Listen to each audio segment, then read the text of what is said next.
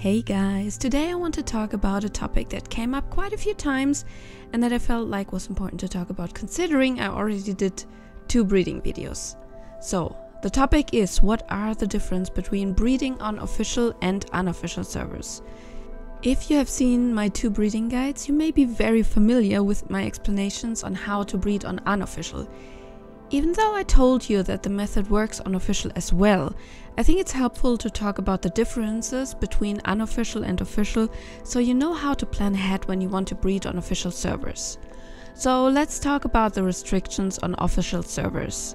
Start with official PvE.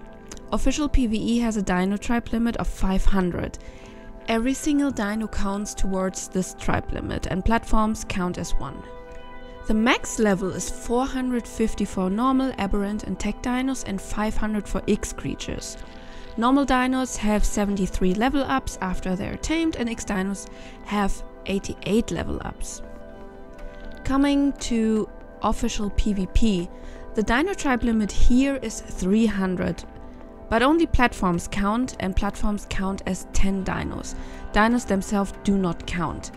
The max level here is 450 for normal, aberrant and tech as well, and the max level for X creatures is at 500 as well, and the same goes here with the level ups, 73 for normal dinos and X dinos have 88 level ups.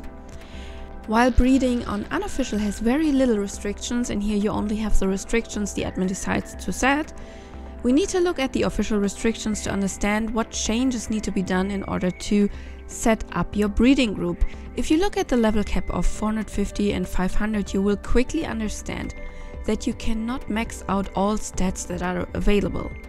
You will also see that by being limited, you also want to have as many levels in useful stats and not in stats that are not relevant for that dino.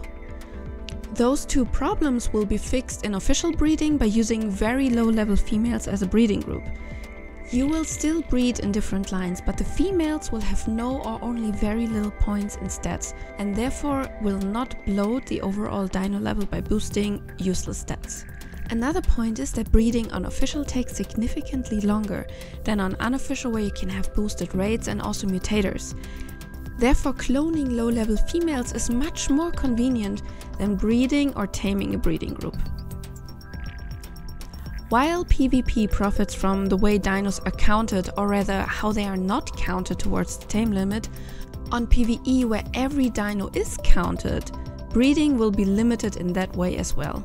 Big breeders on official PvE will have 1 dedicated breeding server per animal, where they can store 400 females of the specific dino to get a guaranteed mutation each run.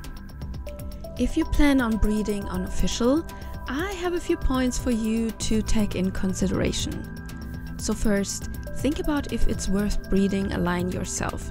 Especially on PvE, there are several capped lines available, sometimes even for free, which will save you time and resources if you just buy or trade them.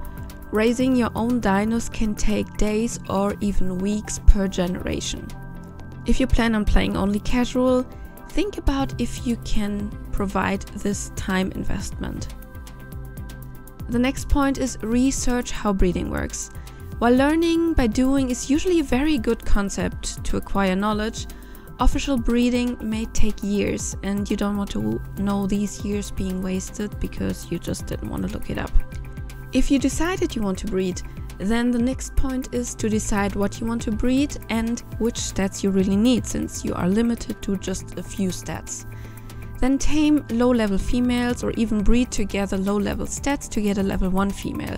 If you feel adventurous, you can also go to a beginner server and tame a level 1 there. The next step is to unlock the cloning chamber by defeating either the Alpha Dragon or the Alpha Manticore or Alpha Rockwell or the Crystal Wyvern Queen Alpha. That way you can clone your females. Also make sure you have a steady source of element so you never run out.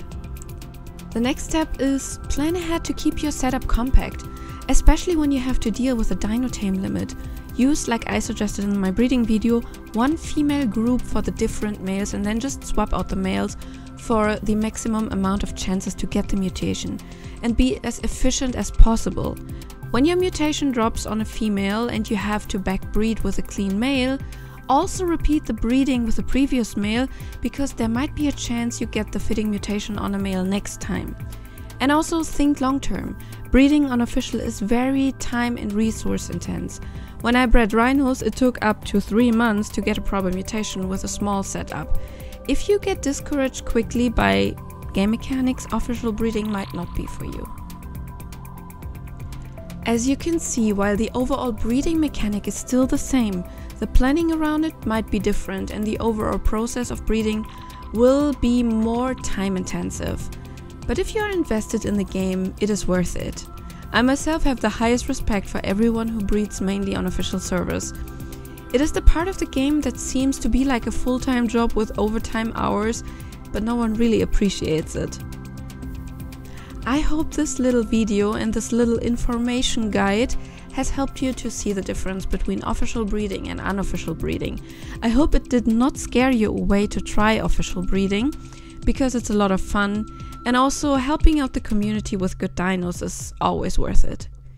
Thank you for watching the video, and thank you for supporting my channel, and I hope to see you in the next video. And if you like this video, consider subscribing and maybe even leave me a like or a comment. Have a good one, see you next time, bye bye.